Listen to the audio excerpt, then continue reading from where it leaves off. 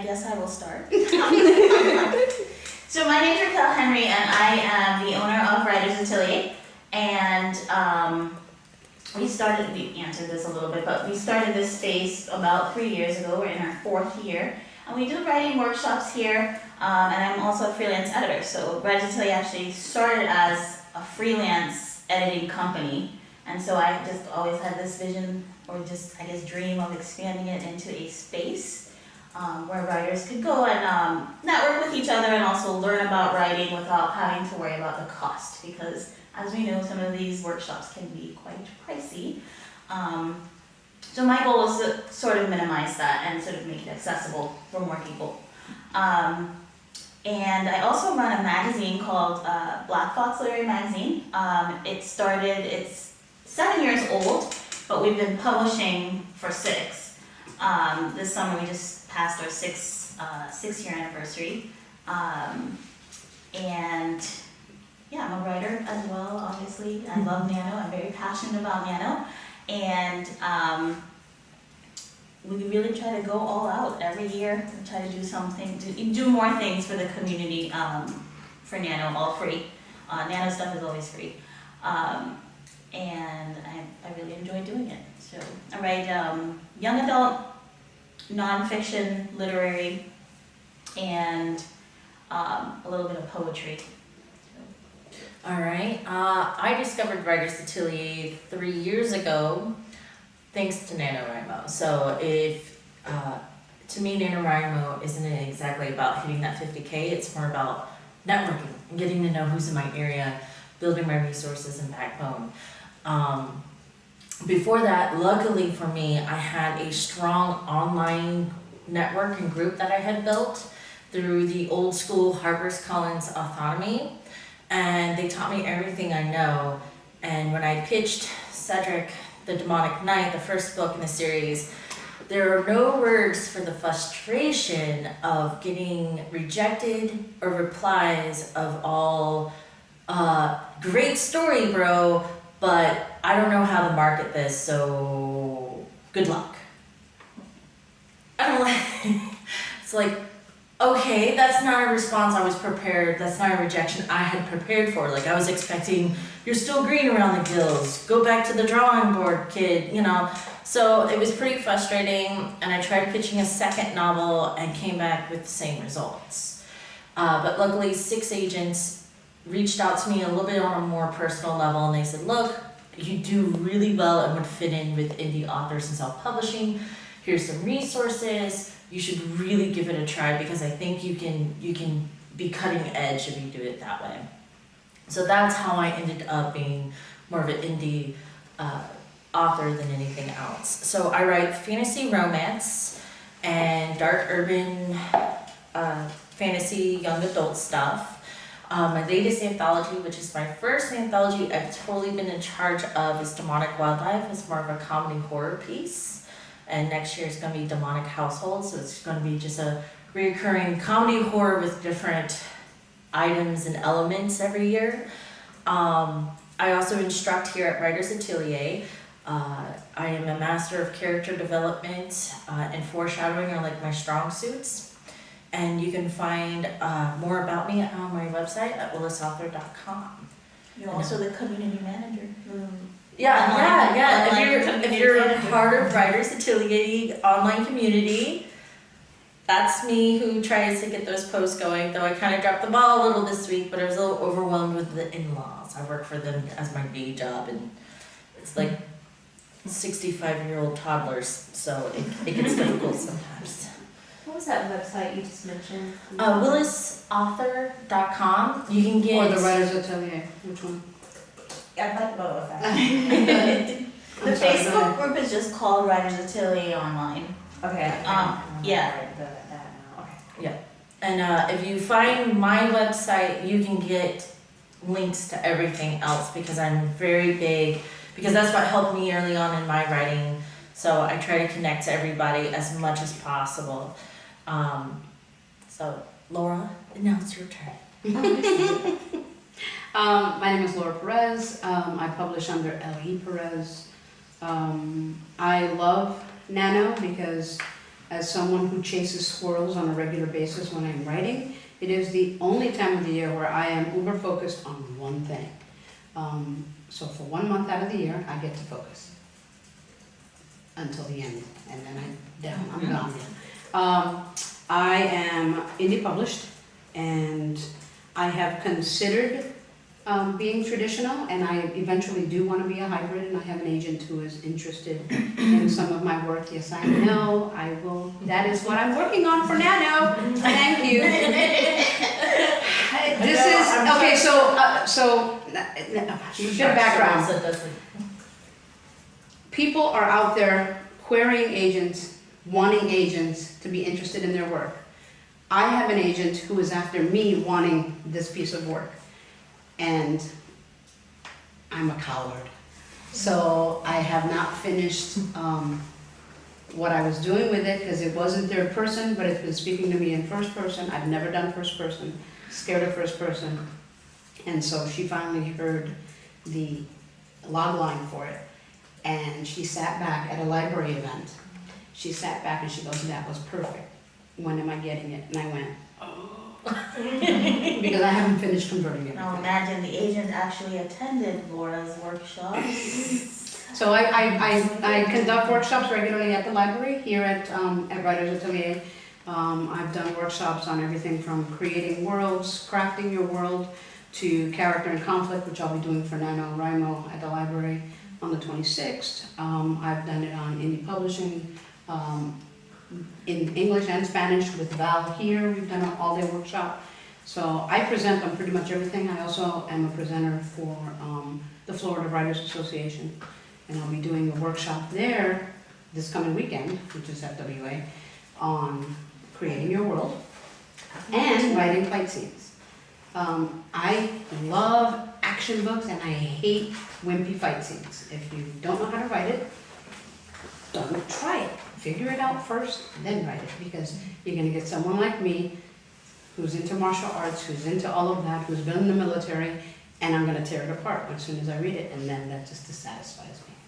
But anyway, so I wasn't intending on putting any of my stuff out here, but this overachiever here had her stuff out, so I figured I'd put it out. Well, I was like, damn it, Jim. So, Indie published, took me 13 years to write the first one. When I finally finished it, she got a little bit of a preview. A few of you who were at the library last week got a little bit of a preview. It took me a while to finish it, and I've been on a roll ever since. So, Devil's Cut was actually a short story in the first of the Thrill of the Hunt anthology. We're on our third incarnation. We're already heading for our fourth. The fourth is already percolating in people's minds, and the fourth one, I believe, will include Miss Racquel, Miss Valerie, Miss Page, myself, and I'll be putting out an all points bulletin for anyone else who might be interested. That one's on urban legends. So, strict word count. So this is one of those things I did to put me out of the box, to make me work out of the box in terms of a short story I've never written, and to help other writers kind of expand themselves. In that vein, I started a publishing company a year ago, just to be able to market my books better and to help other writers. I believe in paying it forward. So besides my own mantra of strong women, strong stories, I just pay it forward, which is why I volunteer at Writers Atelier, and I volunteer at the library and wherever else I'm needed. All right. So I think we're pretty much going to keep this a bit casual, right? And the first thing I want to discuss is plotting versus pansting. Answer. Pansting as well. Plotter. Yeah. I saw that event, but I live in Kissimmee, so it's always hard for me to track up anywhere during the middle of the week. So I'm gonna try to get to the ones on Thursday. No guarantees, though. I'm glad that you guys are doing this one. I'm very The grateful. library live streams them off their thing, by the way. I know, but it's nice to network. Yes, and be yeah. it is. I mean, I agree. I wouldn't meet any of you if you had this stream on my living room. But I did see the video, so. Yeah. Yeah, it's not quite the same, but just a. I guess I'm the oddball out, so I'll start.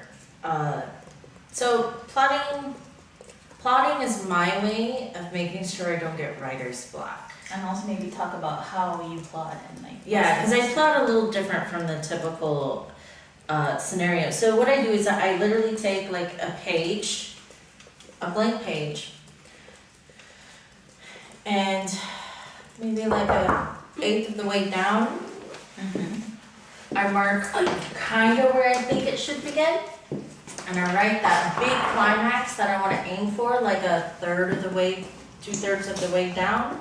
And then I try to also include how I want to close up loose ends. So now I have this sheet of paper and I've got 3 crucial things just jotted out, almost like I'm doing a bulleted list.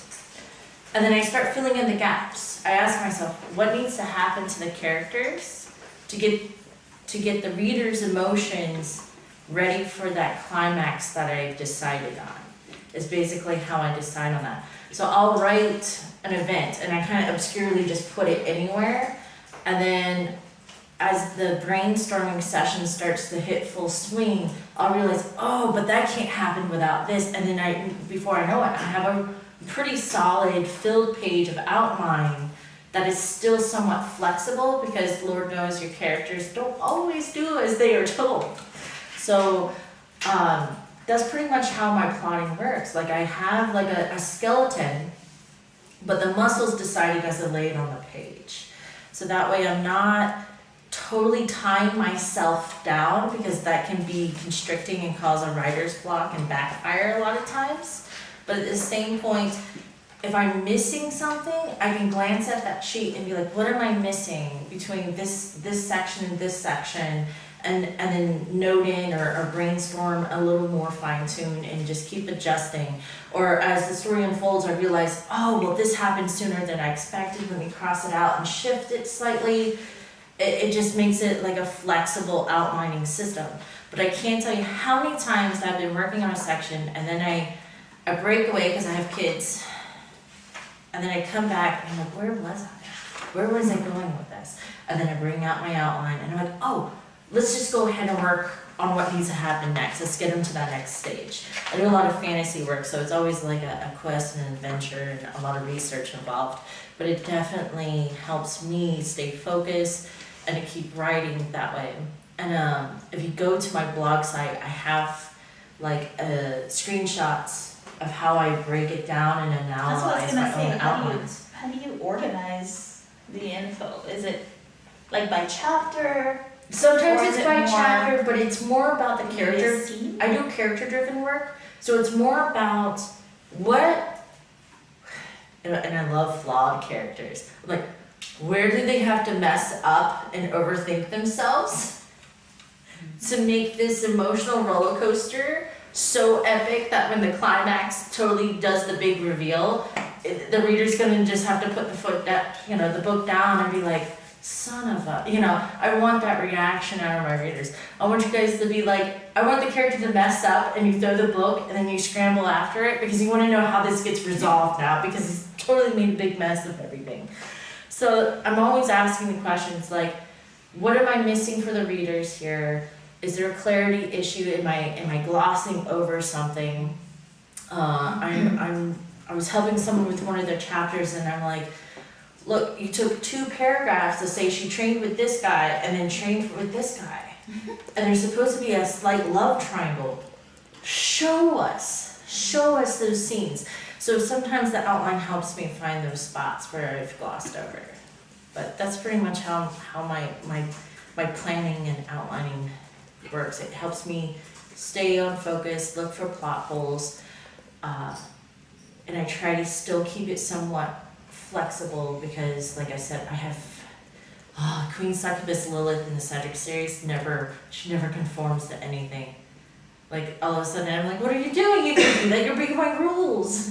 And then she's like, no, there's a loophole here, and I'm so going to exploit it. And I'm like, oh, okay, I still. So Racquel, are you a full-on pantser? Okay, because I'm kind of both, and I discussed Okay, this so you're at like the in end. between. That's good. I'm trying to be more of a plotter in terms of just giving myself a general idea. Well, yeah, The I word have a trying beginning. is key. The word trying. Hey, I got 1 page filled out for a traditional plotting thing. All right. That's more than I've ever done. So, and this is, I mentioned it at the library and I'll mention it here, Christina Farley. Yup, As- she If you want, detailed. if plotting. you are, okay, so, real quick. When you go to the gas station to get gas, but you also have to go to the store and then head home, do you wanna go A to B to C to D? Or do you wanna go out of your way? You have to ask yourself. If you are okay going out of the way, you're a pantser. If you are not okay going out of the way, you're a plotter. If you just go wherever the gas will get you and then you're gonna be both. Because you're going with the flow. And I was trying to think of what way that works, and that's me. I try to go with the flow. So for some things, yeah, you plot. But Christina Farley's site, it's ChristinaFarley.com. .com. .com. That's her name. And she has a lot of templates available for plotting. But she is a pseudo plotter. Like Every little. dots her I's, crosses her T's, and if something doesn't work, she goes for a run, comes back and figures it out. Like she will not veer from, and if she does, she has to rewrite that whole section. Like she's uber plotter. She is very detail oriented with her plot. She's basically, when she's writing her novel, it's almost really like she's just filling in a couple of blanks. Like the outline, she has like pages and pages of. And she of writes outlining. 80,000 word novels. Yeah. So I'm gonna give you an example actually because I had this in here. Okay, this is one of her book layout for traditional plot, okay? Chapter 1, main character in their normal world. Under that is setting, characters, internal conflict, external conflict. And then she goes on, chapter 2, turning point. Chapter 3, all secondary characters introduced. Chapter 4, and she just breaks it down that way to give herself a general guideline. That doesn't mean you have to do that, but it's a nice little guide for someone who is primarily a pantser, that when I get lost, you know, in the bushes, and I can't find even a squirrel to follow, I can look at that and readjust. So in terms of being a plotter and a pantser, it helps to know plotting techniques, but it feels really nice to pants. So. I personally cannot plot. I have tried plotting. This is my 8th nano. And my very first nano, I had an outline. I did it chapter by chapter. I had everything that I was going to include in the novel. And then literally after the first chapter, it was like, it just went all over the place. The characters sort of just have a mind of their own. I don't know, when I'm writing anyways. And I feel like it's a waste of my time to do the outline. I hate to say it, you know, but I didn't use any of it, you know, because my character just took me in a different direction, and I think I kind of like it. I like the sort of organic nature of the character just telling me what to do. It sounds a little crazy, but I like when the character just says, hey, this is what I want to do, and that's that. So for me, the plotting, I've tried it, but that's not to say that I don't do that in revisions. Like I don't have like a loose sort of outline in revisions, because for writing the actual novel, I will just, you know, write whatever. And sometimes I don't get my idea until like a day before. So I've done that before, where the day before is when I get my nano idea. Like right now, I don't even have an idea. I don't know what I'm doing. But for writing it out, I like to just go with, you know, wherever the wind blows. And then when I do revisions now, I will read through and I make notes. I have like a notebook that I keep for each novel, and I'll kind of go chapter by chapter and, you know, make notes of what holes there are, if the character needs developing somewhere. And then I'll go back in and I have sort of a loose outline of what I want to do with the novel. So then for your original draft then, you were Fully just pantsing. pantsing. It's Yeah, Fully pantsing. pansting. But you apply plotting techniques when you were going through To your double revision. check revisions. Okay, so during Nano then, you wouldn't plot at all? Nope. I have nothing ready at all, and I never do, except for the first one I did. Okay. Yeah. In a way, I get jealous of that, like, but I can't. I'm such a organized, and I also like doing research because I'm a bit of a nerd. So like that's what plotting is for me. It's my excuse. to start diving into some research and pull that into the plot a little bit. Because I'm a total ham for mythology, folklores, legends, urban legends. You ask me, and I probably know like a crazy amount off the top of my head, and the historical crisscross and duplicates of them. It's insane, and it just sticks for some reason. Well, would you categorize research though as plotting, or would you say more like? Research is its own thing in my eyes. So. Because you can be inspired to do an organic story easily from diving into some research. You're just trying to get the facts straight. Right. So when you write organically, you have a better understanding. Like if you're writing something about the 1800s in London, Penny Dreadful, that TV series, I am convinced was organically written because of the way the plot unfolds in a weird twirling manner. But at the same point, they had to do the research because a lot of people don't realize that Penny Dreadful is the name of the TV series is actually a term for a type of novel that was commonly sold in London. Pay a penny for a dreadful story. But a lot of people also don't realize why the werewolf is a guy from the Wild West in America. Well, that's because the other popular books at the time were spaghetti westerns.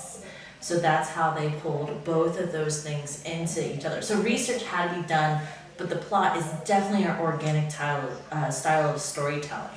So yeah, you can do research whether you're a pantser or a plotter, and it's just how you incorporate those elements. It just adds. Are we allowed to ask? Yes, I was actually gonna say, like, if you have questions, please interrupt. Yes. Okay, because now we're on the plotting, pantsing thing and structure. I'm a big fan of the hero's journey structure, which you can pretty much fit into any kind of story. But since I'm a pantser, I know all of those things, but it's so hard for me to actually put it down into a form where I can plug my things into it. And I know they mention, oh, you can use index cards, or you can write things and you can say, oh, this part of the hero's journey corresponds to this part of your story. But then I get lost in that part and I don't write anything. So I love the hero's journey. Yeah. But I do it in reverse. I will write my stuff first and then apply it Oh, after that's a good idea. and see where does it not make sense? Yes. Because inevitably you will find that one spot that's like, That's good. oh, in terms of pacing, I should have done this here. Let me move this. Oh, wow, I can add this scene now and do it that way. So I do it inverted, only because a lot of my writing is organic. I may have like a little bit of a guide, but yeah. And if there will be an overcoming moment, yay, that's what I'm working towards. But all that stuff in between has to fit in somewhere, and that's where I apply. So if anybody wants to know a good book, if anybody's interested, Joseph Campbell did the hero's journey, but Christopher Vogler, I think his name is Christopher, right, first name? I know Vogler, Vogler, he actually calls it the writer's journey, in which case he takes all that and plugs it into something that's more like writer-centric. Yeah. So, There's a YouTube channel called Extra Credits, alright. and this is a game development site. So Hero's Journey is really, really important classic plotline. Who here is familiar with the video game Legend of Zelda? Yeah. I feel like there's a generational gap thing going on. No, Everybody read that. Not interested in gaming whatsoever. Well, the great thing about Zelda is that it crossed several generations and it's still going, but Link's story is he is the hero's journey story. That's where the birth of it really originates from, is because he is the epitome of the hero's journey story. And seeing it from a game development point of view may simplify it and make it work for you a lot better. Like I said, I kind of come from a game development background and a little bit of everything. There's a reason why my tagline's accidental guru. But Extra Credits I love. He covers Myers-Briggs, he covers the hero's journey. He kind of like brings it up as a debate, and a developmental debate that can cookie cutter easily, whether you're doing it for gaming or writing. And just being able to listen to him talk, because he's actually pretty intriguing, and he does research and he throws some snippets out there like, if you want to know more, here's a recommendation, or if you're not sure about it, look here. He gives you squirrels. He gives you squirrels to follow. So, and it's funny because extra credits actually started as like a class assignment, and it kind of took off for him, and it's been like an official thing. But yeah, they even cover like female antagonists and stuff like that there. But yeah, the hero's journey is a great thing, and I think it comes back to whether you're organic or a plotter. During the month of November, you should be focused on writing. And it's in the revisions that you check your plot. It's before November starts, if you're a plotter, you get your plot ready to go. And then as November starts, now you just focus on the writing. Don't fret over the details, because you always, whether you plot, like I'm a plotter, even after I've written my first draft, I'm still going to go through and be like, did I miss something in my plot? Or was my plot missing something to start with? And I won't know that until I finish writing the story down. So now, you mentioned the pre-work before Nano actually begins. What are like the basic things that you should probably do now? Because I have just a log line for my story and maybe I don't do anything. So you don't do it. That's how you start. November 1st, just go Yeah, she just goes. Oh, Okay. okay. For that, I'm doing that. Yeah. And that's the thing. So, I will say this, that's why I asked Valerie the question about research. So like one year I wrote a story about anorexia. So even though I had I had an experience with it, I also needed to do a lot of research on, disorders and the complications of that. And so I did do a lot of research, but none of it was organized or anything like that. It was just mainly reading, just to kind of see what was involved. So, other than that, I don't do anything. And sometimes I don't even do any research because it's more of a contemporary piece. So it's, whatever the characters were. And then you can check it later. And then sometimes while I'm writing, I might look something up, and say, oh, well, I really need to know how to do this. So I'll look it up. Google. Yeah. So these little get-togethers, the library and all that, they're great for knowing your options. Okay? Some folks plan it, some folks don't, but don't stress it either way. Yeah. The whole idea of Nano is just enjoying the freedom and the permission that Nano gives us emotionally and mentally to say, hey, I'm doing Nano, don't bother me. And I will say, since you brought that up, November is my month. Like my family knows it. My friends know it. Yeah, Good, lucky for me, most of my close friends are writers, so they're doing it too. But everyone knows it's my month, and I really don't take on any projects, any freelance projects. The only thing I do is plan the events for the space and write my novel, because it's the other one than month that, you got. right? It's like I feel like it's a 1 month. I've made Nano sort of into that for me. Yeah. My 1 month to focus on my projects, or else I'll just keep focusing on everybody else's project. I guess my schedule kind of reflects that. Like if you look at my author site, and I try to keep track of my calendar for everyone and myself on there, you'll see I am like booked crazy for workshops and events and conventions and interviews and everything from September to October 31st. And then you look at the month of November and it's crickets. Because that's my time. That's my time to write. So I'm sorry, real quick, she had a question. Yeah. You had a question, yes ma'am. Hearing you talk about flexibility, no matter which your style is, I realized there's a point for me where once I did the first way, I am attached to it, and I struggle with that flexibility. Oh, I hate admitting that. I struggle with that flexibility that I poured so much. I loved those adjectives, and now I realize I've got to kind of toss that out or move it aside, and maybe it'll go away eventually. And I guess I get over it and I move on, but not very well. And so I wondered if you had any advice for that flexibility once you realize you need to move something or toss something, or Like, change the facts of something. Are you talking about like revision, more Yeah. revision than actually like writing the novel? Well, even when you talk about, okay, I've got this outline, but I realize, because now I've gotten a little further, I realize I need to move this over here or do something. I actually have a recent event that kind of covers that. A lot of times I tell myself, I said, like sometimes as you're writing you recognize, crap, I have this in the wrong order. I leave love notes for myself because I've discovered the time I save in not editing and revising as I write is like a year's difference. I could write a first draft in 3 months if I don't edit and revise it. If I edit and revise it, it can take 2, 3, or 4 years to write, and I don't want to do that. Also, it's much easier to fix those problems after you've gotten the rest of the story out. Yeah. So the Oracle, which just released September 1st, I think it was the beginning of July, I realized, crap, I have to reorganize 6 chapters.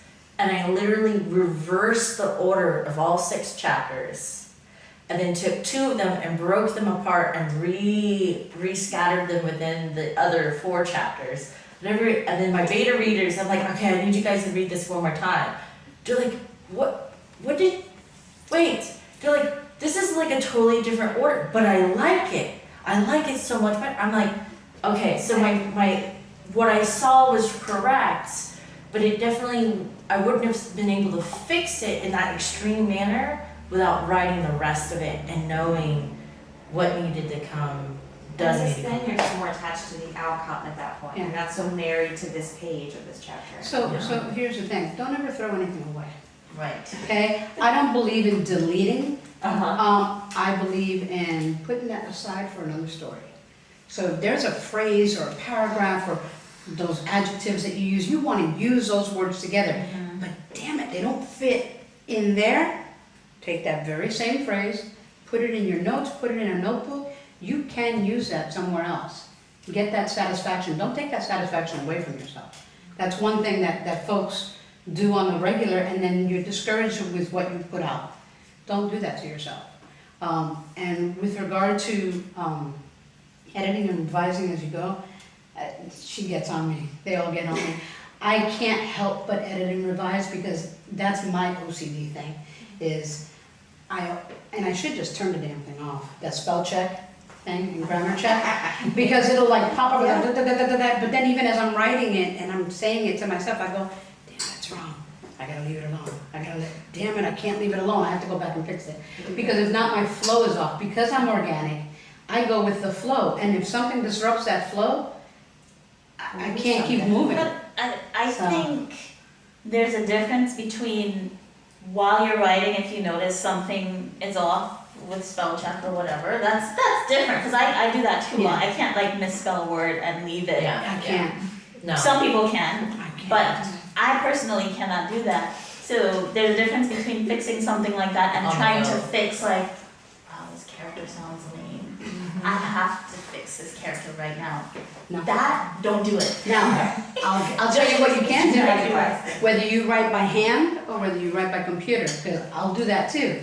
I just highlight. If I'm doing it in the Right. computer, I'll highlight it and it becomes purple. Right. It's like, purple means no.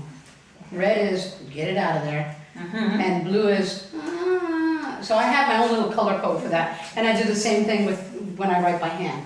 I'll circle it, I'll put a dash or something, and I just put a line. And just tell myself, revise, redo, Do you- research, whatever it is. Do you use Microsoft Word or do you use Scrivener? I actually use Adobe InDesign because I'm really a graphic designer. Great, And perfect. so I have to be kind of laying it out as I'm doing it. That's perfect. So, It's so nice. to like, see the yeah, it's pieces like, it's kind of like what Valerie said. Bold. Yeah, it's kind of like what Valerie said about, I'm not familiar with InDesign, so I don't know everything that's in there, but leaving yourself notes, because the track changes in Word, you can do that. But for me, Yeah. my document looks very color coded, like I actually have different colors for where I leave off too, so I know where I left off and can keep track of my word count. But then I also have highlighting, like Laura said, if I notice something is off, I will highlight it and say this, you need to come back here, or you need to do this here, whatever the note is. So I think it just depends a lot on, you know, the program you're using and how you feel comfortable making those notes. Pretty sure you can put comments and notes on the Adobe InDesign Yeah, or section. just doing the pasteboard or something. Yeah, Yeah. pasteboard, yeah, that's right. Right. Yeah, or even if you put like brackets, just put brackets in there. I use it or for something. laying out and final cover design stuff, so. Mhm. You had a question. You had a question, yes, ma'am? It's kind of a loaded question. So I'm really not interested in writing a novel. I would like to just write, but mostly short story, kind of Yeah. memoir, semi-autobiographical, depending on how brave I feel like sharing my story. So I'm having trouble finding a group. I travel quite a bit, and I feel like NaNoWriMo, like this genre is very, very popular, like science fiction, fantasy. And I can't seem to find people who are interested in short stories. Just haven't found. Really? Because I'm all over the country. I don't Short know science story. fiction or fantasy. Short stories. Short stories. Short story not based Short on stories. fantasy or science fiction. Short stories, nonfiction, and poetry. Yeah. Yeah, in here, yeah. If you look on the Nano group and then the forums, they actually have a section for short stories and literary and different. Start going in there and start getting to know who's there and friending them and seeing what if they have Facebook groups and get involved that way. Okay. Because that's how I found I mean, I have this those characters or place. plot. They're either pretty much real But people you don't- turned into fake people. So, what? So you do have characters and plot. Yeah, because most of them are from real life. Real life, yeah. Real life. There are definitely characters. Well, but for Nano, I don't feel like you need to differentiate genre per se. Okay. It's about, like, for us, our events that we do, we come together and everybody's working on completely different things. Like, Okay. some people write young adult, some people write adult fantasy, adult Okay. science fiction. Some people are doing And memoirs. And what I- Memoirs, yeah. What I've always encouraged people to do is to make sure that you're writing during November. Doesn't matter what you're writing. The point of Nano to me, what Nano teaches me, is that I can actually keep a writing schedule despite a busy life, and I'm really just making excuses during the year. That's really bottom line. Like, we had Mika, she's gonna teach, we're doing a mindful self-care workshop while you're going through November. So Mika's gonna run that on the 29th, and she actually came into the space for the first time at one of our Nano write-ins, writing poetry. She was like, I'm not really writing a novel, but I wanted to come to the write-ins. I'm like, yeah, come. You know, and she was working on a poetry collection. You know, she just wanted to make sure she was being consistent, you know, during the month of November and writing a set amount of poems per day. So then how did she find a good editor though? Because I feel it's like ridiculously important to find somebody who is going to relate to whatever thing you're working That's on. what don't these know. things are about, Okay. networking. Right.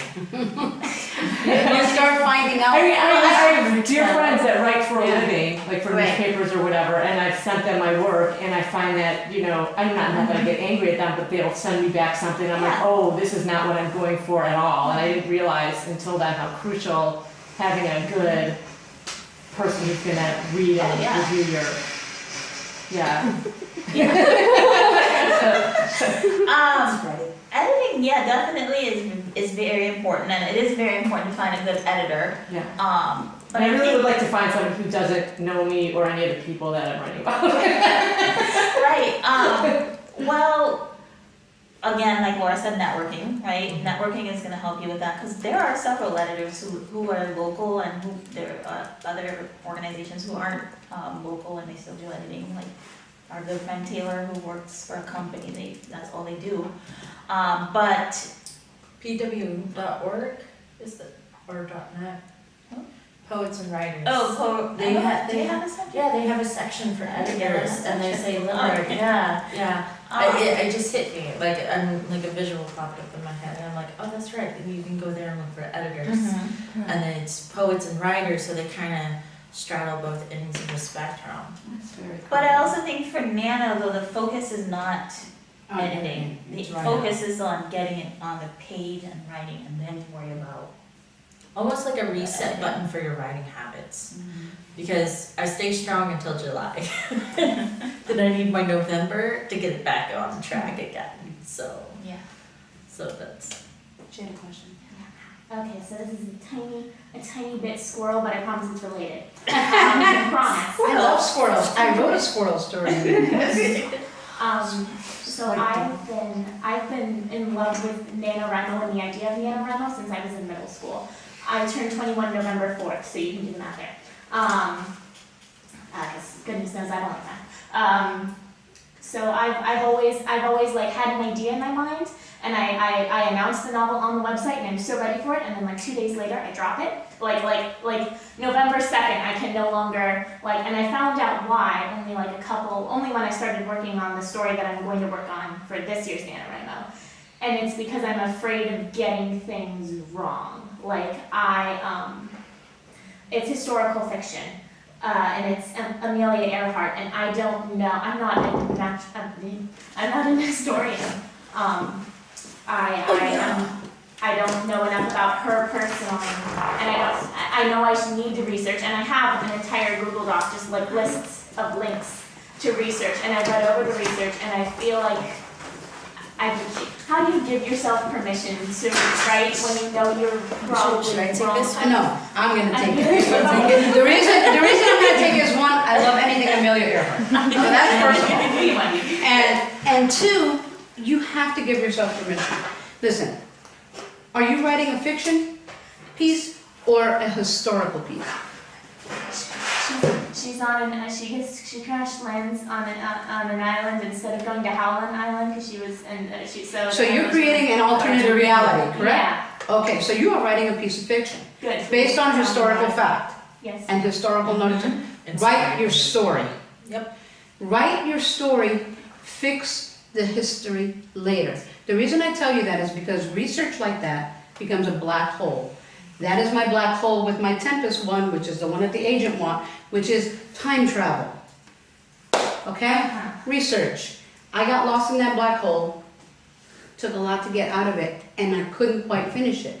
Now I'm just finishing it, and I'm going back and researching it later just to make sure that I have the finer details correct. So even if you get it initially wrong in your first writing, it's Nano. Nano gives you the permission to do that. This is your first run. Just go through it, get it written, then you can go back and fix. If you get hung up on it, you're not gonna finish. And that's the thing is, getting hung up on those things won't allow you to finish. If you know that it's a piece you have to check, do the color code thing. I just found out comments on Google. Yeah, just do that. It's like, give yourself permission. To my question about staying motivated, how do you stay motivated? Okay. Yeah. So I actually do a lot of, like I said, I'm a ham for research. So Val falling down the rabbit hole of research is very easy. And Get us started on books. Oh, Research books. We're not gonna put it. okay, so we're gonna keep this simple. I have one character named Roma Santa. He's a werewolf, but his name comes from a serial killer from 1880s who was trialed for eating 30 plus people. And when they asked him if he was guilty or not guilty, he said guilty. And they said, well, why, sir? And he says, I had to eat. I'm a werewolf. It's like, that is awesome. So even though I'm pulling a lot of history into my stuff, like an insane amount of historical stuff, and I do try to be accurate to a point, but you're also writing and telling an alternative story. That's why there's an alternate history subgenre that isn't quite loudly spoken when you're like looking for books to read. But for writers, it's there. It's our steampunk genres, it's our cyberpunk genres, it's a little bit of everything that a lot of us write. And the point is, you're telling a story and you have a voice and you have a character, and even if that character is inspired by a historical thing, you're telling something unique. So give your permission to follow that path. And the same thing, if you're fretting over the fact checking, that should be part of one of the things, or one of your to-do list when you start edits and revisions. And it should also be on a to-do list to your beta readers. So you find a reader who's very strict on history and go from there. The cool thing is that sometimes we purposely tell a story a certain way to cheat those things out. So for example, I had someone confront me about how Cedric the Demonic Knight was written because it takes place mainly during the Middle Ages. They're like, well, you didn't use any language. I said, yeah, but the first chapter starts with him telling the bartender, let me tell you a story. So why would I use their language? And they just, they're like, I'm like, yeah, I created a loophole for myself so I could write in a voice I was more comfortable with, in a storytelling I was stronger in telling the story with. So that's, use it to your advantage, your storytelling aspects in that manner. Yes? Just to add on to that, I'm writing a story right now where the main character is a part of like a shipbuilding family. I don't know diddly squat about ships, especially now with ships from like the 1700s. So when there's a part of the ship that I want to explain, but I don't know the word and I don't know what kind, I'll just write that thingy part on the ship where they put the people, you know, like I'll do that. And it's kind of a cheat because it gives you more word count at Nano, which is fun. But then you can also, like they said, comment back. But just like let yourself just explain it so that way when you come back to it, you're like, oh yeah, that's it. And then you can do the research. And then it takes away a lot of that like weight on you that you're like, oh my God, what is that part? What is that part? And then you go research it. You don't have to do any of that. You Letting just yourself write. is hard. Yeah. Letting yourself is hard. I'm a stickler for, like, there's violence in some of my books. So I have to be accurate. So I will not have a gunshot happen and the gunshot is not accurate. So if it's a hollow point, it does this kind of damage. If it's a regular bullet, it does this kind of, if it's 5.56, it does this damage. Like I'm very specific. Military. But again, I can get hung up on that and it's like, and then what I finally do is I just go damage and then I leave it like that. Because that means I have to go back and flesh that out, but I have to do the research. And then I move on. It's hard, but it's once you get into the habit of doing that, and Nano is great for that, for building habits. Once you get in the habit of doing those little things, giving yourself those little clues, those little primers, you're great, you're golden, you just keep flowing. Because then you give yourself that time to later on, let's say you finish before the end of the month. Well, heck, before you certify, go back and take a look. Maybe you can fill that in, have more word count. Okay? So you would probably say the same thing about, because I had to put like 4 fantasy novels I finished aside, because the world building would take away from me telling the story, because I'd be like, oh, but then the magic has to work precisely this way, but then now this part's wrong because that works that way. And then before you know it, oh my gosh, you're not writing anything. You're just world building over and over and over again. So it probably just write it, and then maybe some of those details you go back and develop more of it later. So when I teach the world building workshop that I do at the library, one of the things I say is if you are creating your own world, before you put word 1, at least have basics down. Basic parameters, the basic rules of your world, the things that will not change no matter what happens. Because you always have those basic rules. Just put those down and those can be your guide. They don't have to be in stone, but those are your guide. Because there may be a loophole that you create for something, okay? But even J.K. Rowling did that. You know, she had her guidelines for what it was that the magic could do and what it couldn't do. There are only 3 unforgivable curses. There aren't 15, there aren't 20, there are only 3. You know, so she gave herself guidelines as well. So it's just one of those things that you can do for yourself. And because I do world building, she does world building, it's hard. But if you don't give yourself that little bit of parameter, just that little bit, you're gonna get stuck. And I will say, if I wrote fantasy, I probably would be world building. I probably would be plotting. I think it's one. I kind of think it's one of those genres that you probably should Have a notebook. have at least Have a a Bible. loose outline. Okay, so yeah. this one is the Bible for this one, because it's a paranormal and there was crazy stuff going on for that. This one is for this one, because this is Blade Master, goes all the way back to the times of Christ. This was the one I lost. Oh, I was like in tears, because I lost this one. She is checking her bags. Everything. This one is just general rants, ruminations, and reflections. So that's just, you know, so it's like you have your guides, and there are some things in there that you never change, because they apply no matter what, across the board. Everything else is golden. Consistency. When it comes to fantasy, consistency is one of the hardest things to maintain.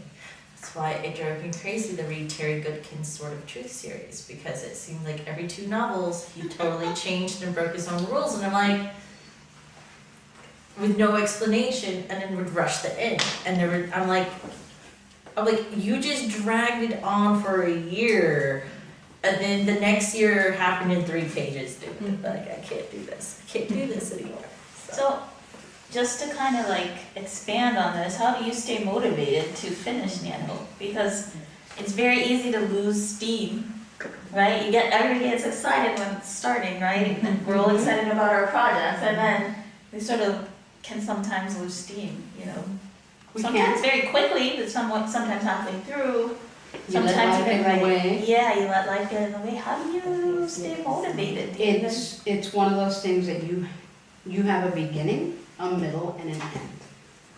And you want to get to that end. Some people write sequentially, some people write out of order. Don't lock yourself in one way or the other. For the most part, I write sequentially, but every once in a while it's like, oh, damn, that would be great for the ending. I'll give myself some extra pages, and I'm like, okay, I gotta remember to put that in there. Or even starting a new doc. Sometimes I'll start a new doc just for that piece, and then I'll put it where I feel like it needs to. That's exactly how I ended up with Rebirth. So, but in terms of losing steam, move on to another scene. Don't get stuck. We get stuck when we're writing, and it's like, yeah, and this happened, and this, and she said, yes, I love you, and then, damn it. You know, it's like, okay, well, the gunshot went on, I go to another scene, and all of a sudden, because you pretty much know what your another scene is gonna be. Write that one, eventually it'll merge with that one. It doesn't have to be in sequence, just move on, don't get stuck. If you get bogged down in the swamp, in that one area, you're gonna stay bogged down. You were saying you wanted to write a serial killer, right? Yeah. Get in the mind of a serial killer. Yep. I mean, it's kind of a fun place to be, not, you know, but if you want to read a good book on that, by the way, reading books and also like watching TV Reading shows. genres. Mindhunter was amazing, by the way. But- anyway, yeah. Zombie by Joyce Carol Oates. Oh, okay, well, let me see. It's actually not about zombies. It's literary fiction, but she writes the story from the perspective of the serial killer. Yeah. And it's like him going through everything. It is just the most insane book ever, but it's so good. It's Watch so Dexter, good. watch Yeah. Criminal Minds. My biggest Hannibal. block Hannibal. is time management. Because I have a 3-year-old, a 7-year-old, and a 34-year-old, and in-laws, and very needy in-laws, and I love them to death. So my biggest problem is time. So I've had to spend this year, especially, and Nano helps with this, is you change how you think about it. It's not that you don't have time, it's that you have to make time. We make time for our doctor's appointments, we make time for work, we make time for family, we make time to make dinner. In that make time list, you should be making time to write. That's why I like November, because it's easier to make that time because there's enough events going on. Whether you're hopping in on the sprints on Twitter that are going on, or you're over here at Writers Atelier doing write-ins. We also have online write-ins this year. And online write-ins. The Thanks to potlucks. With this year, we've been pretty good at sticking to once a month potlucks write-ins here. That has been my lifesaver because there has been several months that's the only time I got to make time to write. Like I said though, it's a little easier in November because there's so many options suddenly. And Also, I think you have to be flexible too about where you write. that's where I was going. And if 2 you only hours. have 15 minutes, because like I used to work at a law firm. I spent like 5 years working at this law firm, and I was working there when I started doing nanos, and I would get to work. I would wake up early and I would get to work like 30 minutes early. Bring my laptop, sit in my car in the parking lot, because if I went upstairs, people would bug me, and I would ride in my car for 30 minutes before work.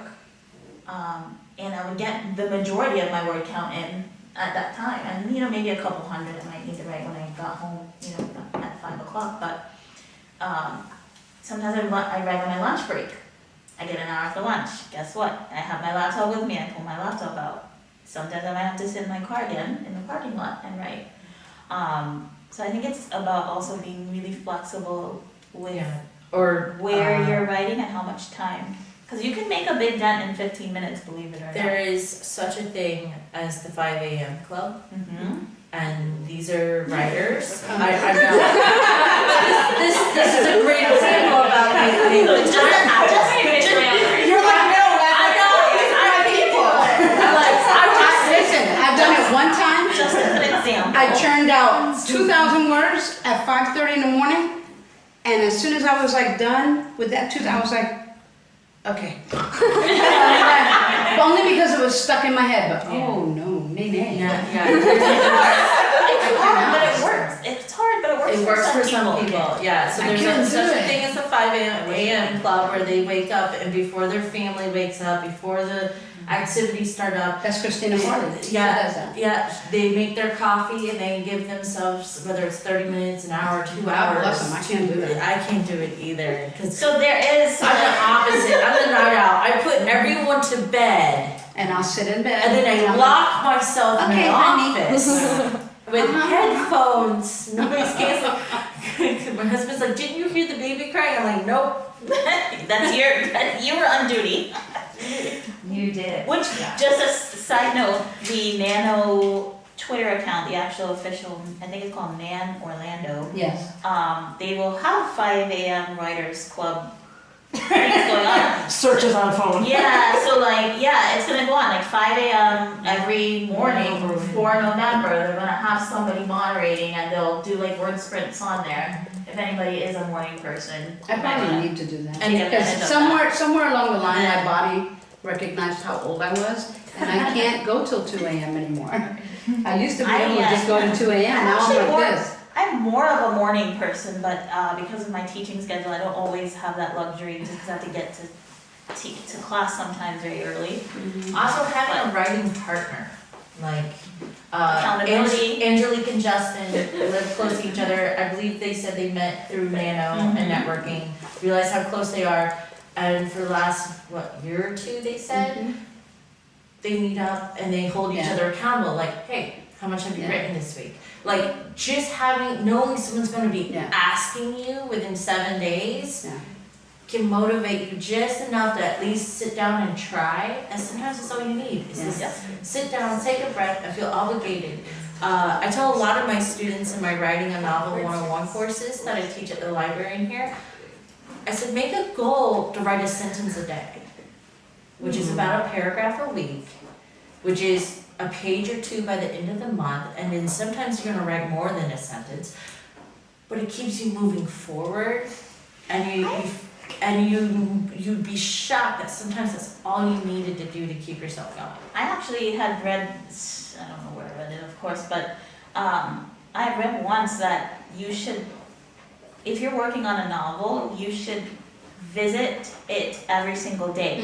So even if you don't write something per se, go back and read a chapter. All right, if you don't feel like writing, go back and read a chapter, something, maybe research something if you have to.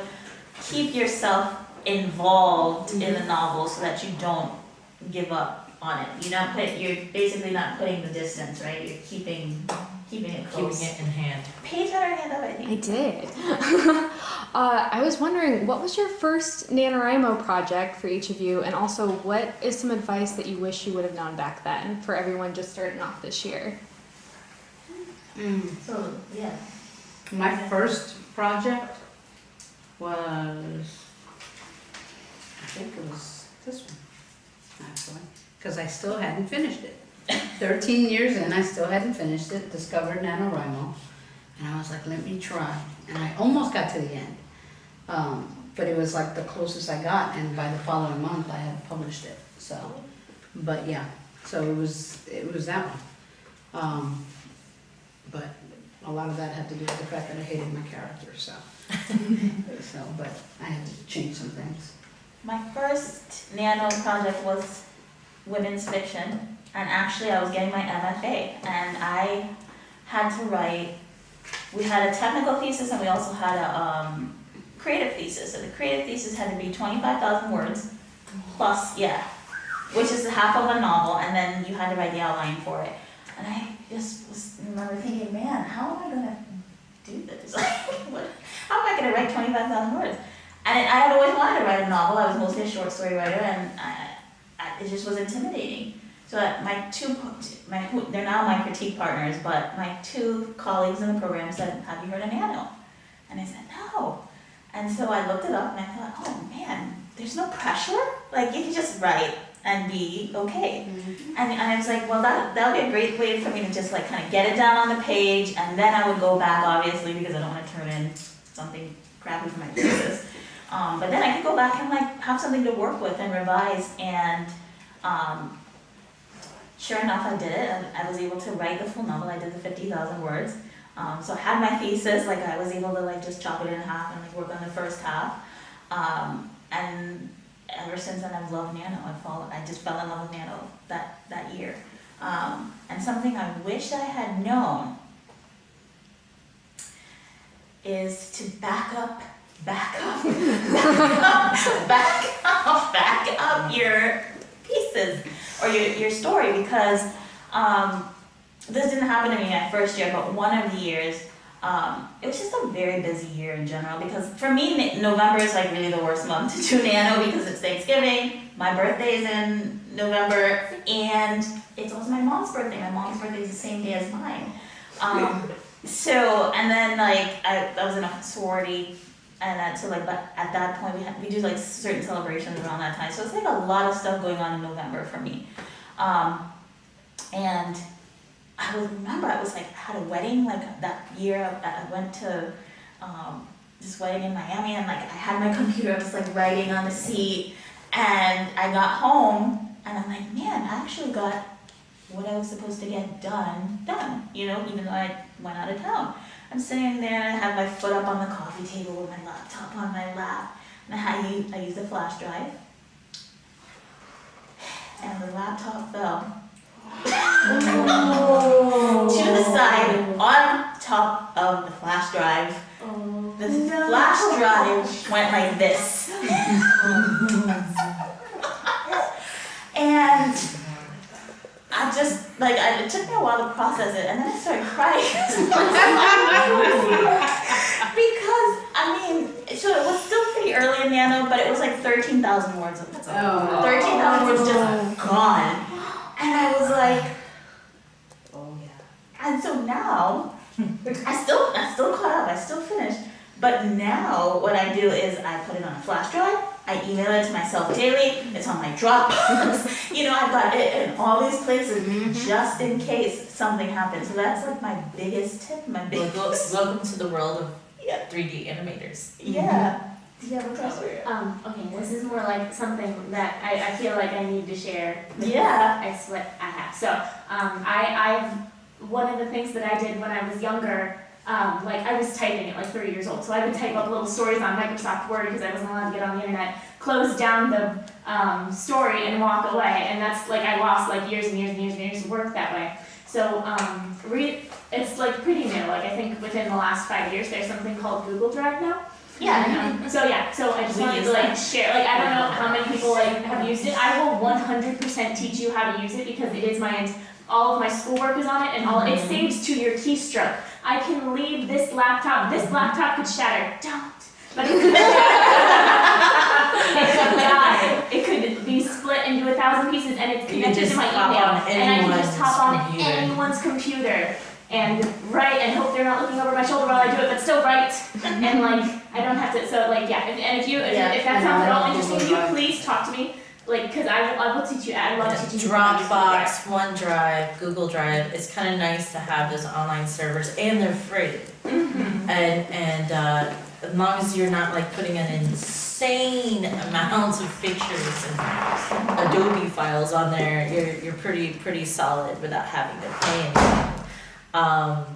to answer the question though, the first novel I did was Roma Santa. Seriously, I had written the other It two. came after.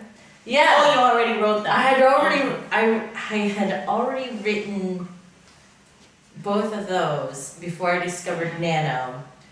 And then this is like 2 years later, and I'm like, I probably should write that sequel. And so I used Roma Santa because I had already done the research, I already had a plot ready to go. I just needed to sit down and write it. And that's when I discovered Writer's Atelier, and then everyone's like, oh, hey, awesome, Valerie, your first Nano, you hit like 60,000 words, that's awesome. They're like, so what are you gonna do with the story now? And I said, I'm not done telling it. So immediately I learned that a lot of people for some reason think that they hit the 50,000 words and stop. But if there's more to the story, allow yourself the permission to keep writing and finish telling the story. Because I discovered a lot of people hit the 50K and they're like, I'm done. You know, I'm a week early, yes. And they walk away and like she was saying, they disconnect without finishing telling that last leg of the race, you know, the story, and it never goes anywhere. You can't move on to edits and revisions. You can't, you know, it collects dust, it gets forgotten, or you've disconnected too much and you've let something that was almost a complete thing die. So that would be like the big advice for first timers. Like you hit your 50,000.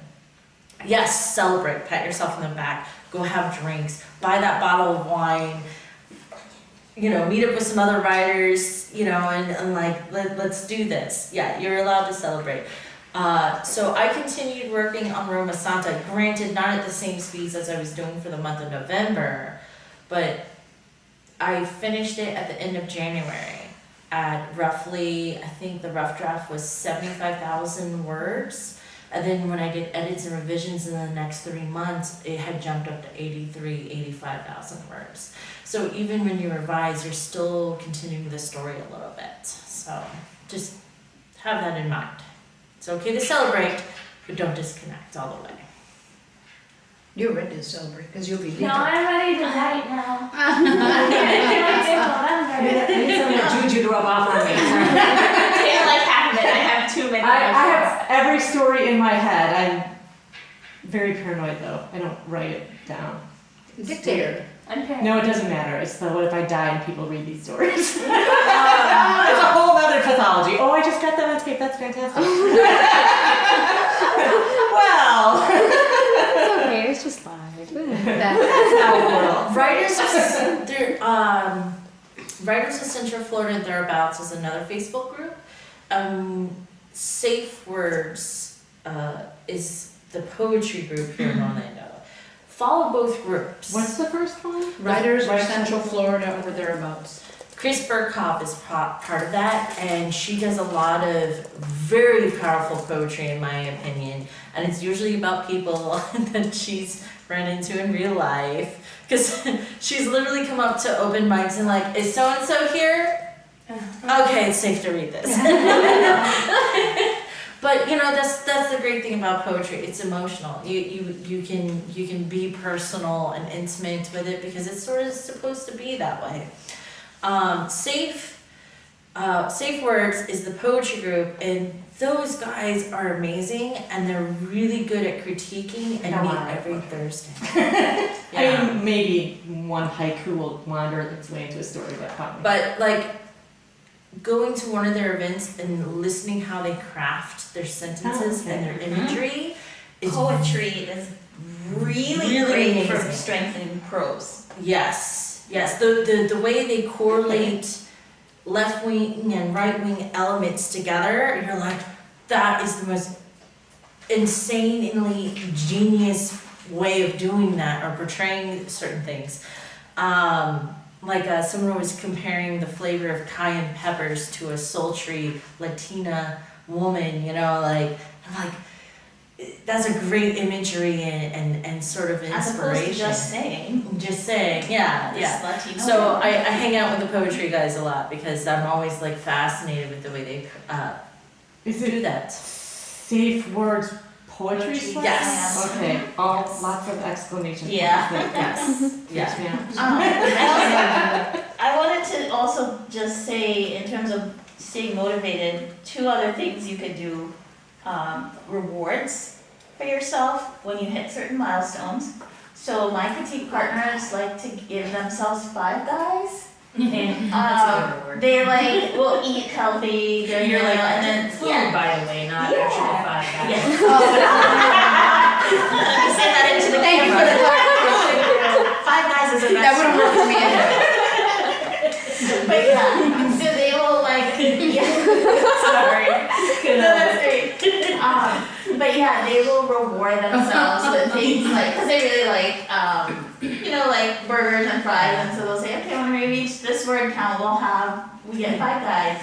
Or maybe 5 guys will be like the final reward, like if they finish Nano.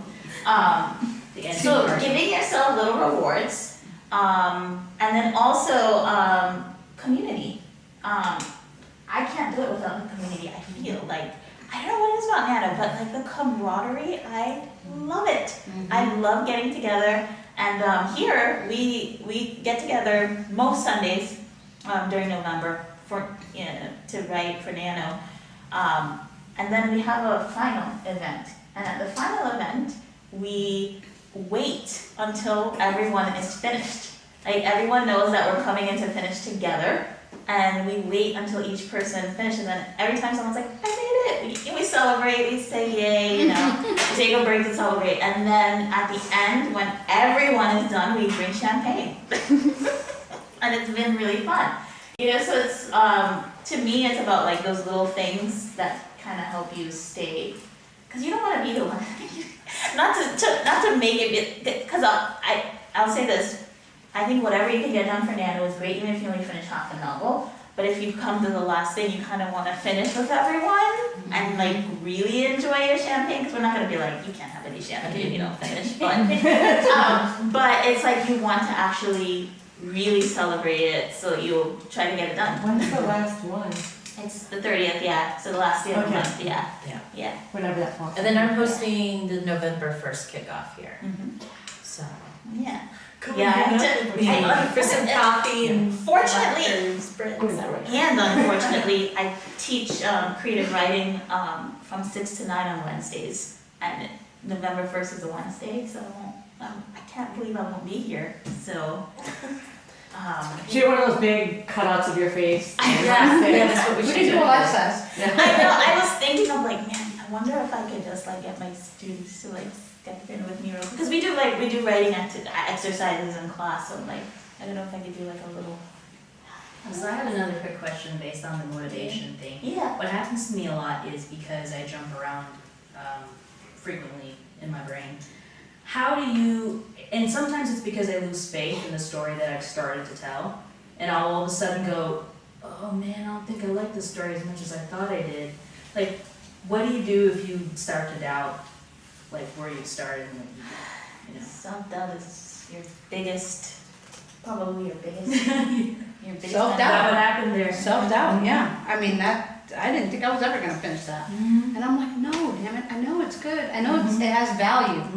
And I had to keep telling myself that, but I had to reconnect with the characters. Sometimes it's the characters. Yeah. Maybe you have to change something in the characters or the setting.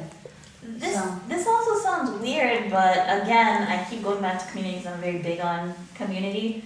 But like sometimes even like coming to a write-in, and it doesn't matter, it doesn't have to be here, but Jumpstart you. it will help you jumpstart. But you might talk to Laura, and you might say, "Hey, this is what I'm feeling about this story," and Laura will say, "Well, why don't you do this?" And you're like, And you're like, "Oh, so surround yourself with writers. Keep talking to writers. Make sure you stay connected, because even if you have an online friend, because my first Nano, I only had Twitter friends that were doing it. I didn't have anybody here because I hadn't started this or anything.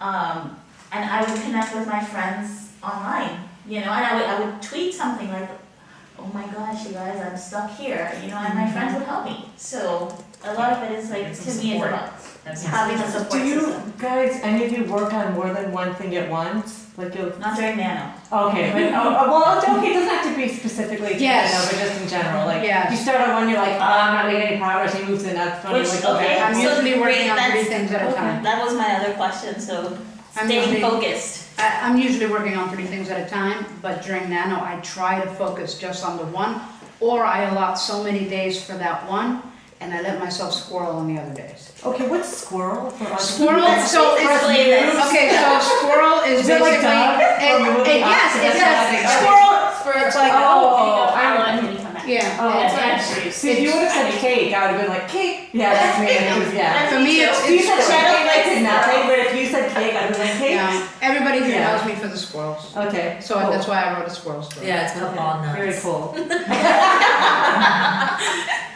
She's like, are you gonna participate? I want a squirrel. Yeah. So, it's a squirrel. But But yeah, how do you not, how do you like stay So- focused and?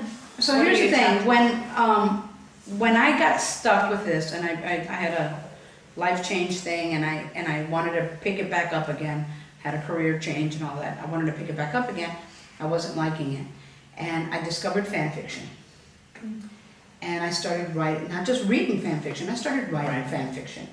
And that gave me some place to practice, it gave me some place to play, where I was anonymous, and it gave me permission to make mistakes. Because the one thing about fan fiction, especially on fanfiction.net, it's very people good. will tell you that you made a mistake.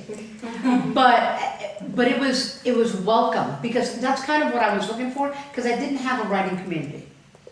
I didn't have anyone, so I had fan fiction fans, which actually ended up translating into regular fans, but like book fans. But fan fiction gave me that freedom to free myself, because I didn't realize I had my own hang-ups about what I was writing, what I was trying to write. And so, someone told me, when I was stuck, it was like, do your honor CPT thing. That's my name on fan fiction. And I was like, oh, like just forget about what just write it. Just feel it, and that's what it was. I just started feeling it, and that's what I write. So the stuff that's angsty is very angsty. The stuff that's stressful is very stressful. Like it's visceral. I like to write visceral. I like to feel what I'm reading, and I like to feel what I'm writing. So fan fiction gave me that flexibility. Except with fan fiction, I was jumping around with stories, so I was managing 4 or 5 stories at a time. So I have like Rizzoli and Isles and Criminal Minds crossovers that I have. I have just Rizzoli and Isles. I have a Stargate one. So it's like I have different stories going at the same time. I was writing a story with someone in England. We were co-writing a story, and we would go on Google Docs where we could actually do it live. The only thing was the time thing, so we always had to do it at a certain time of the day. And she'd be like, what do you think about this? And she'd be writing, I'm like, okay, but what about this? And so we can't tell who wrote what part anymore for that one fan fiction, because we both wrote it. So it's like, okay, but I picked up from her in terms of lingo and how to use English more properly. And she picked up on the Americanization of words, because you could always tell when she wrote, because it was very British. It was very English. She's from the Shire. Shropshire, England, so she's from the Shire. She always says she's from the Shire. And so that's somebody that I met through fan fiction now. And we became friends. And so we write that way. But fan fiction, something like that gives you permission. It gives you permission to just write.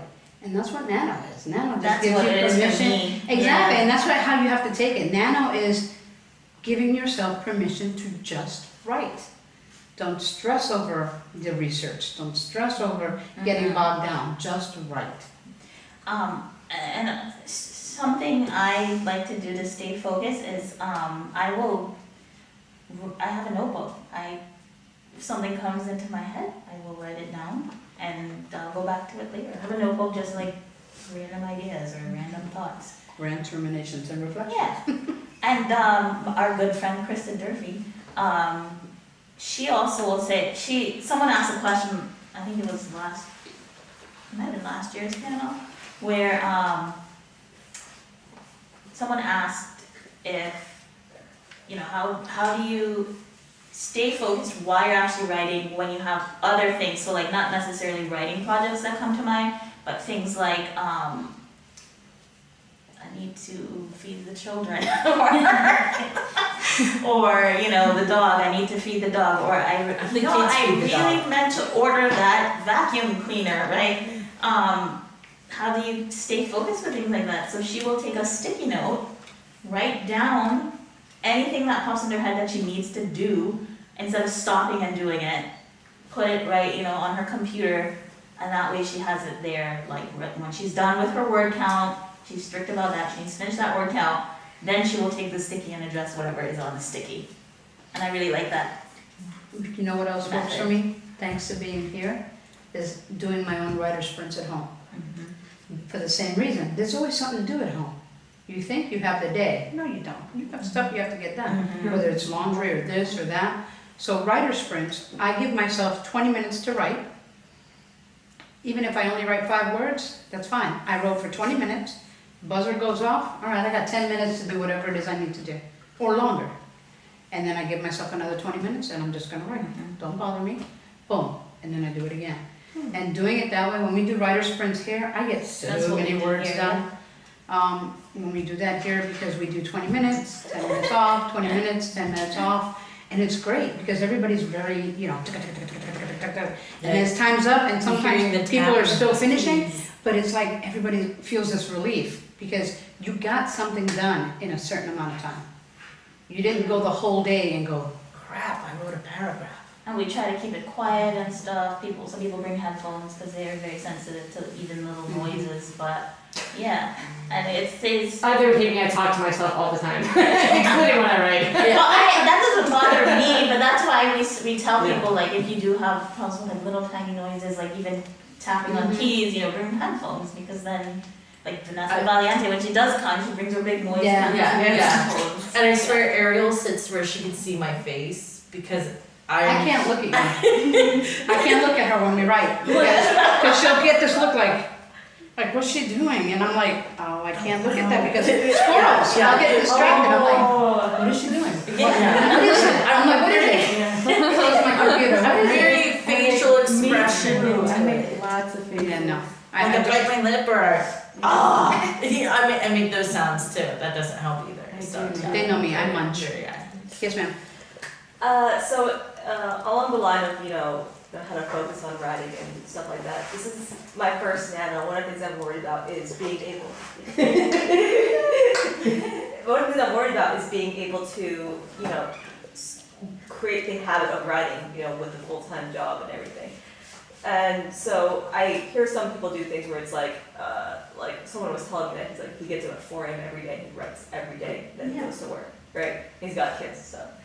But I guess what I'm wondering is, I don't know what would work for me, because, writings happen at different times, and I guess my question is is it important to have a specific time of the day, every day, no matter what, that you write? Because I'm worried about things like having different days with different time schedules, that it will just be a mess. I think I have different time schedules on different I was days. gonna say, you have to really be flexible. That's what that goes back to being really flexible with Nano, because ideally I'd love to write at like 7 a.m. every day. Not 5, but 7. At like 7, but that, I have to leave the house at 7 to get to my 8 a.m. class. It's about giving yourself permission. If your intention is to write every day, then don't say, I'm gonna write at 10 a.m. every day. Just say, I'm gonna write for an hour every day, or for 30 minutes every day. Because then 30 minutes can be 10 minutes here, 10 minutes there, 10 minutes there. There's your 30 minutes. If you're committing to an hour a day, then there's 10 minutes or 20 minutes, 20 minutes and 20 minutes. But you can spread it. It's like somebody saying, I'm gonna do 100 push-ups every day. Well, I cannot knock out, I may do martial arts, but I cannot knock out 100 push-ups like all in one shot. But I can do 20 and then talk to me in a half hour, I can do another 20. Yeah. Talk to me in a little while, I can do another 20, yeah. but I'm still doing 100. So it's the same thing. Give yourself permission to break it up how you need to get the time in. Not at the time, but the time. So. And to add to that, don't beat yourself up either. Yeah. Right. If there's one day where you want to write, but you just couldn't get to it because things happen, like don't beat yourself up because then you're going to be disheartened the next day when you go to write. So like give yourself a little grace as well. And on the days that you can write more, do. Yeah. Yeah, you know, because that'll help balance out the days you don't write so much or you can't write. I know during. They're talking like Thanks. exercise, because that's what I think about exercise. Yeah, but it is. But writing is. Writing is an exercise, it's a Yeah. habit, just like doing the push-ups and stuff, that's a habit. All of this is habit forming, so something does not become a habit until you've done it, Enough enough It's like times. 20 times. It takes, like, so if you're doing it 2 times a week, it's 3 months, it's like, there's actually, You the will- chemical makeup for everyone is a little different, but things have to become a habit. So writing can become a habit if you make it one. If you make it a priority in part of your day. You know you've got it when it's no longer stressful because you forgot to write. It's stressful because you didn't get to write. So that's where you want to be though, because then it's much easier. Because when you finally get that opening, it just your mind shifts and your focus is there because you've trained yourself enough. It's like you said, exercise, And then discipline. I will admit too that there are some days where I don't get a word count in for NaNo. But luckily there's Thanksgiving. And even though I am spending time with my family, I'm more like people aren't really in the house, right? You're in the house. So you have chances to sneak away and do stuff, and I get to like stay in my room for like, however long, and I can write, for an extended period of time, and I can knock out a couple thousand words, so I think it's really about being flexible. Well, the writing gods got me yesterday. I was supposed to be writing, instead I was pushing a lawnmower and the lawnmower bit me back. So, needless to say, I will listen to writing and not to the darn yard. No more squirrels, not there. Yeah. I also have a really good non-writers community in a way. Like I have very supportive friends. They think that's cool that you're an author, Val, but I'm sorry, I suck at reading.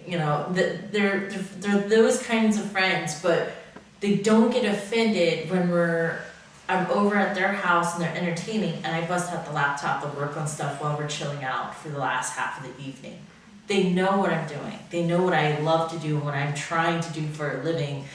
So as long as you have a good network, it makes it that much easier to find the time and find the focus. I have been known, my husband's a dart player. So every Tuesday night he goes to the dive bars and he plays darts. And on occasion he decides he misses his wife, which I don't understand because it's not like he talks to me during those 4-hour games. He drags me to one and he arranges a babysitter and all. And I bring my laptop and I write and work on my novel for 4 hours straight, surrounded by loud music and drunks and cigarette smoke. But it's cool because then I have people coming over and like, oh, what are you working on? And I get to talk about it. Sometimes what you need to get your focus on is to talk about your work with someone, whether they're a writer or not. And see the reaction, and then maybe they ask that question that resolves the problem you've been stuck on. That's a good point, because I will do that with my sister. She's not a writer. But I'll say, oh man, I'm really having this, and she'll sometimes say something and I'm like, I have to go. See you later. And then so yeah, that's a good point, yeah. You had a question, yeah, I did. I'm a full-time writer, like in the daytime. And so I guess my thing is sometimes I'm so tapped out because I write thousands of words in the day and it's not stuff I want to write really. But so then I have to come and do my stuff later or at other times. So I guess if there's any kind of like, it can be any job, probably not just writing. Maybe when you're like just really tired from your day job and you just need to get the... Can you do it before your day job starts? Oh my God, no. It's hard enough for me to start my day job at 10. The only reason I asked that is because Lucienne Dyer, she's an agent, but she's also a writer. And she was like, she's figured out that she has to get up and write and be creative first Before she and dives into then the do her agent editor stuff because it wears her out and Yes. it's No, you're right. exhausting You're and right. she can't focus on her writing. So- Man, So I work, my hours suck, they're 12 to 9. ew, So- that is gross. Yeah, so by the time I wind down, it's like 11 o'clock, and that's when I want to start to write. I last about an hour, then I get up, you know, and then it's like getting ready for work. So fitting in time to write is hard. But sometimes I'll get home and I'm like, yes, pull it out, da, da, da. Other times I'll pull out the laptop and I stare at it. Because I'm too tired. Yeah, Like you sometimes said. your brain just. But you know what I do now? I finally figured it out, because for the longest time I was just staring at it and not getting anything accomplished, not letting anything flow. Now, I just go, okay, I pull out the Kindle and I just start reading. I'll read anything at this point. But if I'm doing action stuff, then I'm reading something with action. If I'm doing the zombies, then I'm reading something in what it is that I'm working on, just to keep the juices flowing. I'll do that with TV sometimes, so I guess that, Right. yeah, maybe I'll turn on Watch a something that show. maybe is close to what I want. Exactly. And I'll do that. My wife always says, how can you write and be watching that? I'm like, I'm not watching it, it's background noise. Like, I'm sorry, but I love listening to Walking Dead, or World War Z, or like 2012, disaster flicks. I love that stuff. I can listen to that, and I'm like, yeah, I'm in the zone. But there's not much dialogue going on. It's I don't know why. just sounds. Mind you, I did make the mistake of watching World War Z, While reading The Hunt. while reading this and editing. I will never do that again. I had nightmares all night long, because this is the creepiest one. I won't do that one again. But you know, but for the most part, I'm okay dreaming with zombies. I'm okay having those wild dreams when you wake up and you're like, you feel like you just ran a marathon. It's like, because I'm excited. Those make me excited, because it's like, yes, I need to write about this. I need to write about that. I need to, you know. Also, playlists Yeah. might be good. Mhm. Creating a playlist for your novel, Spotify, totally free to do it. And then Pinterest boards.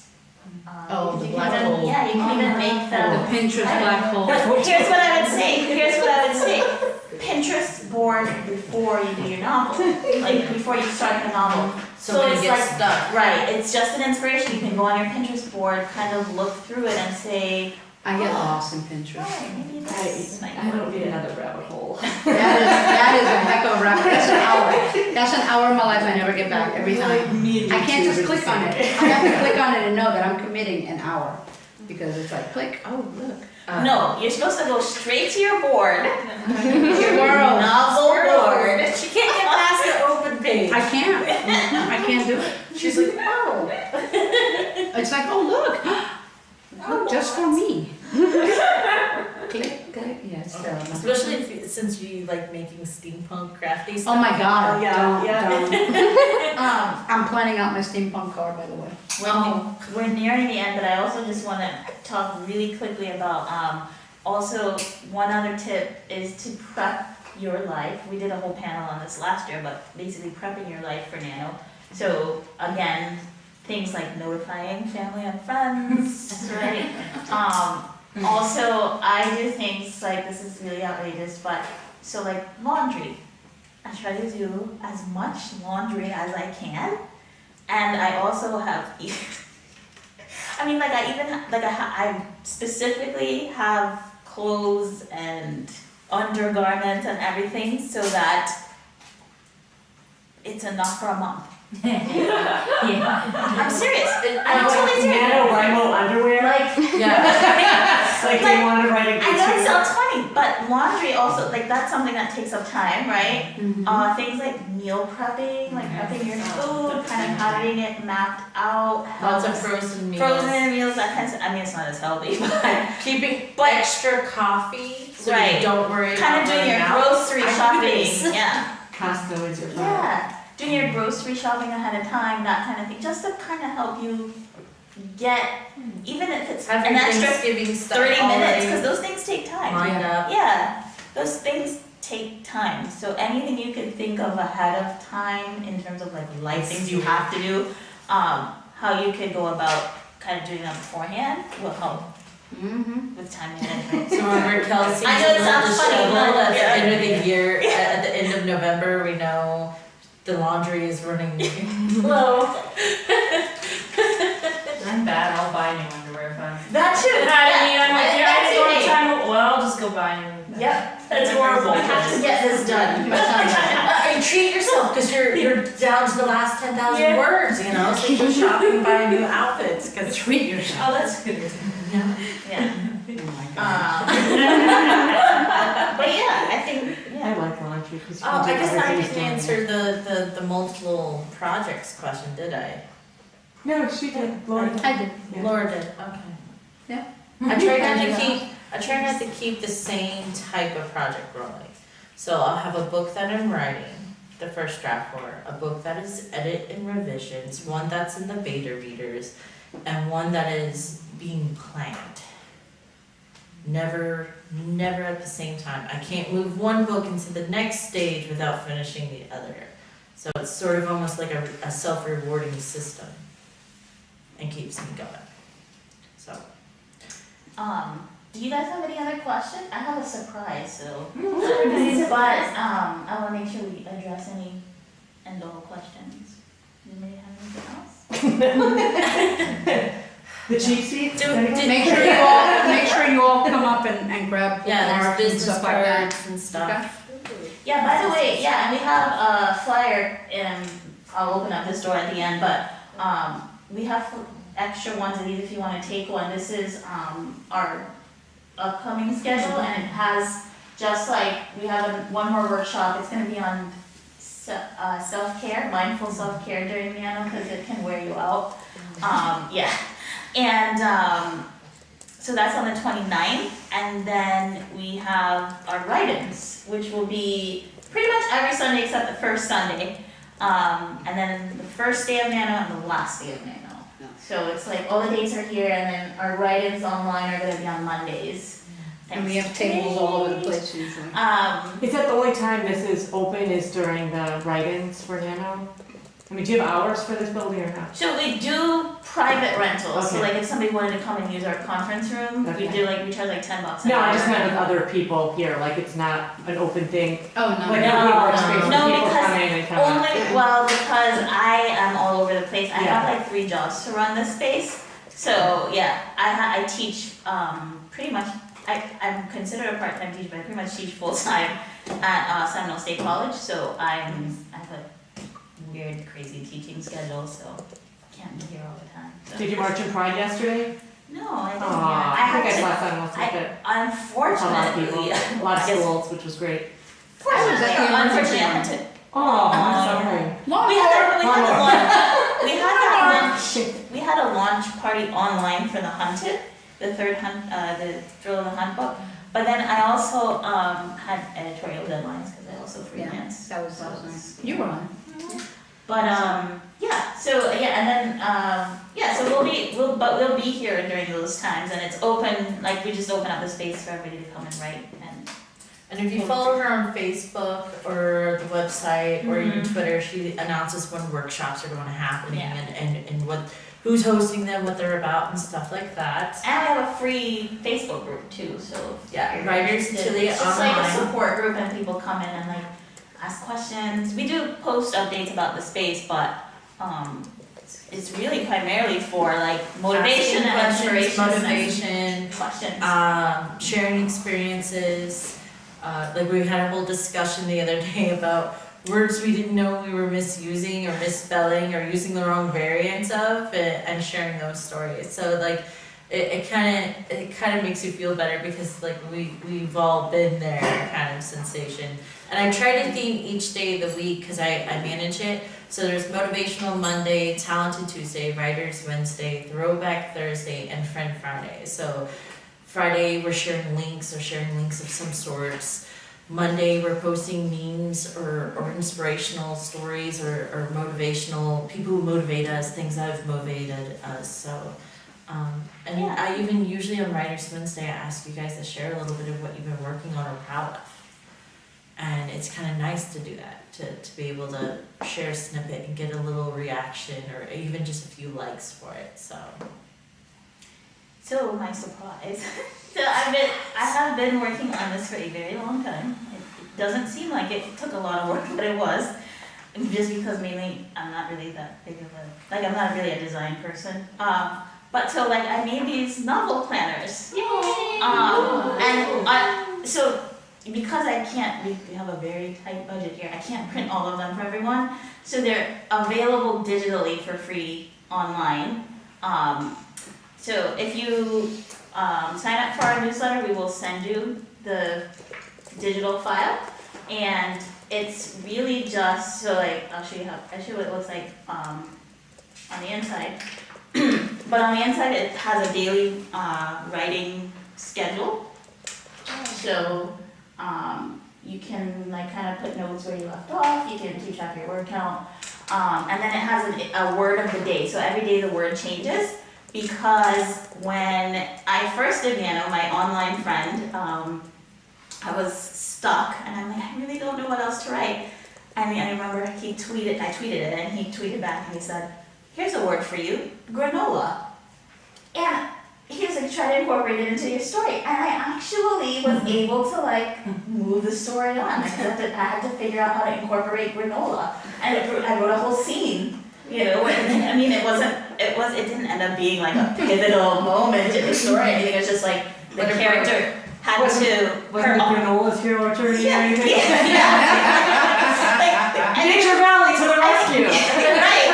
It was like her father offered her a granola bar, but I had to get to that point, you know, of the father offering the granola bar. So, so I have words that change each day in it, and then there's also a weekly schedule. So you can like kind of put snapshots of what you want to accomplish each day for the week. And then there's also a character list. Oh, that's Yeah, so you can keep track of your characters. Yeah, because sometimes I'm writing and I'm like, how old was this character again? You know, what so. they look like sometimes. Yeah, and then there's just some kind of blank pages for you to put your outline if you have an outline. You wanna, or even if you wanna put jot down notes. So How much did it cost to get that made? This was like $13. Yeah, to print it and bind it.